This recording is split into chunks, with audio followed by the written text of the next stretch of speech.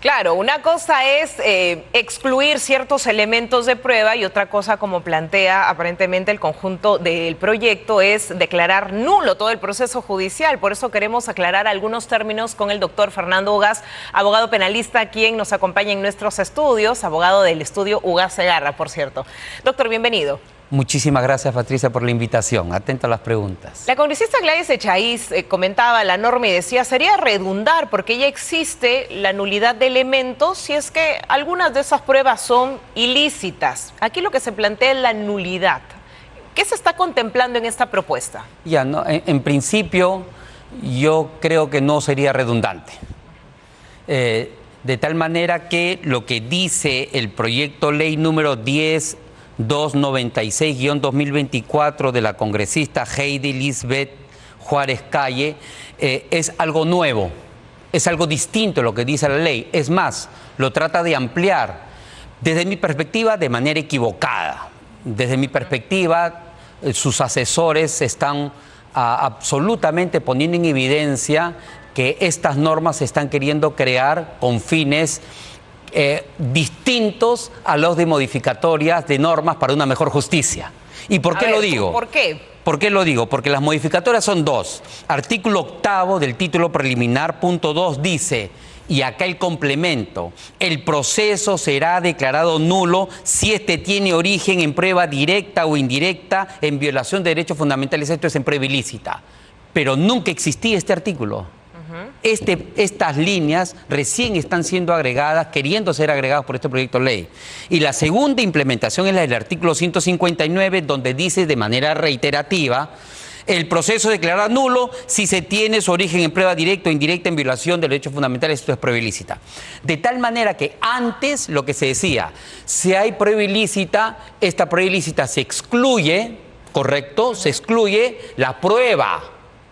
Pero no declara nulo todo el proceso. Entonces no es redundante. De acuerdo. Entonces no es redundante, no es lo mismo. Nunca ha existido una norma que diga que por una prueba ilícita es nulo todo el proceso. ¿Y cuál es acá el error gravitante y que hay que esclarecer para todos tus teleoyentes? El error gravitante es identificar que un proceso está formado por una sola prueba. Y un proceso penal no se define por una sola prueba, se define por un sinnúmero de elementos de convicción si estás en la etapa de investigación preparatoria y un sinnúmero de medios probatorios útiles, pertinentes y legales si estás en juicio oral. Pero nunca un juicio ni un proceso se inicia por una única prueba. Además, eso es algo descabellado. Sería poco concebible pensar que todos los elementos además son ilícitos. Correcto. Y entonces cuando se dice que si hay una prueba ilícita, ¿todas las demás pruebas no valen? Si hay una prueba ilícita, ¿no se puede sostener un proceso, una investigación y un juicio? Y además, sería normar algo que va contra la tradición de la jurisprudencia en la que se ha basado el Código Procesal Penal. La jurisprudencia de la prueba ilícita se forja a partir de unas jurisprudencias norteamericanas que se desarrollan a partir del fruto del árbol envenenado. Coloquemos pruebas, por favor. ¿Cómo? Pruebas, por favor. Algo, digamos, como a modo de ejemplo para poder Le voy a poner el ejemplo. Por ejemplo, una declaración a base de tortura. Prueba del árbol envenenado. Fruto del árbol envenenado. O sea, se está obteniendo una declaración que debería ser libre, espontánea, ¿correcto? Ante una autoridad competente, pero no. Esto ha sido bajo tortura y a través de terceras personas, no dentro de un proceso. Eso evidentemente es una prueba ilícita. ¿Correcto? Que no es lo mismo que prueba ilegal, ¿verdad? No es lo mismo. Si hablamos de prueba ilegal, hablamos de vulneraciones de normas administrativas o normas legales. Prueba ilícita es la obtención de una prueba a partir de un crimen, de un delito. De acuerdo. Esa es una pequeña diferencia que los abogados siempre entablan esa discusión. Lo que pasa es que en el proyecto se argumenta si es que se vulneran derechos fundamentales de la persona. Eso sería prueba ilícita, porque lo que está afectando son los derechos fundamentales del ser humano. ¿Correcto? Entonces, lo que yo vengo a sostener es que esto es absolutamente inviable. Absolutamente inviable y primero que no hay una asesoría especializada, Segundo, que desnaturaliza el trabajo de los jueces. ¿Por qué? Porque lo que estás haciendo es legislar sobre un tema del cual es competente exclusivamente el órgano jurisdiccional. El órgano jurisdiccional verá caso a caso qué prueba es legal o ilícita, ilegal o ilícita. Y caso a caso decidirá, esta prueba, a pesar de ser ilícita, la sigo manteniendo porque hay excepciones a las reglas de exclusión. Esto es, cuando la prueba se obtiene de manera independiente, cuando la prueba se puede obtener por buena fe, o cuando incluso la prueba se puede obtener para beneficio del imputado. Son excepciones a la regla de exclusión. Esto es, a pesar de ser ilícito, los casos de Vladimiro Montesinos. Claro.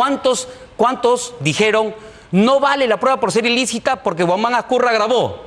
O porque yo no di mi consentimiento, claro. O porque tal cosa. Entonces, ¿qué dijo el sistema en ese momento? Oye, discúlpame, si Guamán Azcurra es parte de la organización criminal y un miembro de la organización criminal se está grabando en ellos mismos, ¿dónde está la ilicitud? De acuerdo. ¿Correcto? Y así se fue descartando y se fue admitiendo estas pruebas dentro de los procesos. Y fueron pruebas sumamente importantes para continuar el desarrollo de los procesos. Hemos hecho la aclaración que la congresista Heidi Juárez está además investigada en medio de un proceso denominado mochasueldo, donde aparentemente a 4 trabajadores piden recortar su sueldo, esto va a su cuenta bancaria y en fin, sigue todavía un proceso. Si usted nos da como punto de partida que estaría mal asesorada, posiblemente es una legislación para favorecerla o favorecer a otros miembros que están en una situación similar, miembros de su bancada. No me sería extraño pensar esa situación. No hay muchos congresistas que están legislando con algunos intereses particulares, cuestionables, intereses espurios, que están siendo investigados y que definitivamente se verifique en muchos casos también una componenda con el Poder Ejecutivo. Pero independientemente de eso, independientemente del tema político, lo cierto en concreto que la técnica legislativa para poder haber postulado este proyecto de ley 102/96 es absolutamente irregular, indebido, no sostiene una mínima técnica probatoria para sostenerlo, ¿no? Ahora, seguimos hablando, por favor, de la prueba ilícita, porque ya nos ha presentado un ejemplo, pero al ser congresistas hay ciertos derechos dentro de ser personajes aforados, pero hay otros, por ejemplo, el levantamiento de sus cuentas, de comunicaciones. Hemos visto que se allanaron muchas oficinas y viviendas también de parlamentarios. Aquellos podrían aducir, estamos ante la inviolabilidad del domicilio, por ejemplo, derecho fundamental. ¿Se puede sustentar esa teoría o no? Yo creo que ya eso ha sido superado, ¿no? Desde que se han emitido las disposiciones y las resoluciones a nivel de la Corte Suprema, donde se permitían en su momento los allanamientos con las normas de ese momento, los allanamientos, las detenciones preliminares, etcétera, de determinados funcionarios que no estaban como con el antejuicio, ¿no? Sí se permitía, ¿no? Pero definitivamente para el tema congresal sí se necesita autorizaciones para detenciones preliminares, para allanamientos, para ese tipo de situaciones. Pero ya está permitido también el tema de diligencias preliminares. Yo creo que las diligencias preliminares se debería explotar. Esperamos que aún se modifiquen las normas para detención preliminar y, bueno, esa es la cadencia de la política que está interviniendo en los temas judiciales también, ¿no? Hablar de declarar la nulidad de un proceso judicial es hablar ya de haber pasado varias instancias, ¿verdad? Claro, hablar de un proceso penal es hablar de que ya por lo menos ha pasado de diligencias preliminares y estamos en plena investigación preparatoria, ¿correcto? ¿En qué momento se puede imputar la excepción de ese elemento ilícito? Bueno, se podría imputar desde el primer momento, ¿no? Por ejemplo, hace poco se ha hablado de unos operativos para tratar de incautar oro de tráfico ilícito de minerales ilícitos, ¿no? Entonces, este operativo se desarrolló no para enfrentar tal fin, sino era para sustraerse el oro y cambiarlo por cobre. Entonces, ese tipo de casos donde la policía esté inmerso en actos criminales, organizándose, porque nadie va a ver un tema de flagrancia con una mochila, con cobre y decir que se está interviniendo en una flagrancia, eso es absolutamente planificado, ¿no?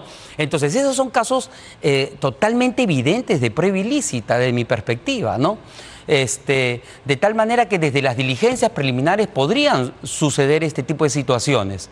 Y si se verifica, uno podría ir a la judicatura y decir, estas actas, estas pruebas, estas obtenciones de material, correcto, ha sido por violación al domicilio, allanamientos ilegales, correcto, detenciones ilegales, etcétera, ¿no? Arbitrarias. Pero es entonces improbable que un proceso, llegando ya a una máxima instancia a nivel de proceso judicial, esté construido solo a base de pruebas ilícitas. Sí, es sumamente improbable, salvo que, digamos, haya ido a la mata, ¿no? A la mata, o sea, que el allanamiento, por decirlo ilegal, sin autorización judicial, con fiscal bamba, por ponerlo de alguna manera. Un acta policial. Sí, un acta policial. Bamba, ¿no? Es que ingresa y obtiene un sinnúmero de fuentes probatorias de esa manera.